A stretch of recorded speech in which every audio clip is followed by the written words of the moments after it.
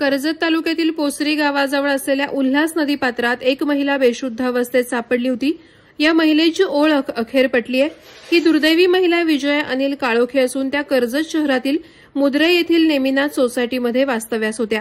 वयाच्या 50व्या वर्षी विजया यांची जीवनयात्रा संपवल्याने सर्वत्र हळहळ व्यक्त होत आहे।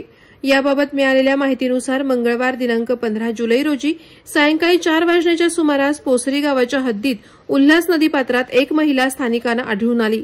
ही धक्कादायक माहिती मिळताच कर्जत पोलीस ठाण्याचे पोलीस निरीक्षक संदीप भोसले आणि त्यांच्या सहकाऱ्यांनी घटनास्थळी धाव घेतली। स्थानिकांच्या मदतीने महिलेला पाण्याबाहेर काढण्यात आलं आणि तात्काळ कर्जत उपजिल्हा रुग्णालयात हलवण्यात आलं। प्राथमिक तपासात विजया या काही दिवसांपासून बेपत्ता असल्याचं समोर आलं। विजया यांचे पती अनिल काळोखे यांनीच कर्जत पोलीस ठाण्यात बेपत्ता असल्याची तक्रार दाखल केली होती। विशेष म्हणजे अनिल काळोखे नुकतेच सेवानिवृत्त झाले असून त्यांच्या आयुष्यात ही घटना मोठा धक्का देणारी ठरली आहे। विजया यांच्यासोबत नेमकं काय घडलं याचा तपास अजून सुरू आहे। कर्जत पोलीस याचा पुढील तपास अत्यंत गांभीर्यानं करत आहेत। मात्र या घटनेनं कर्जतसह संपूर्ण परिसरात हळहळ व्यक्त केली जात आहे। वादळवारा लाईव्हसाठी आनंद सकपाळ, कर्जत। नवी मुंबई व रायगड जिल्ह्यातील ताज्या बातम्या आणि घडामोडींसाठी सबस्क्राईब करा वादळवारा लाईव्ह चॅनल आणि दाबा बेल आयकॉन।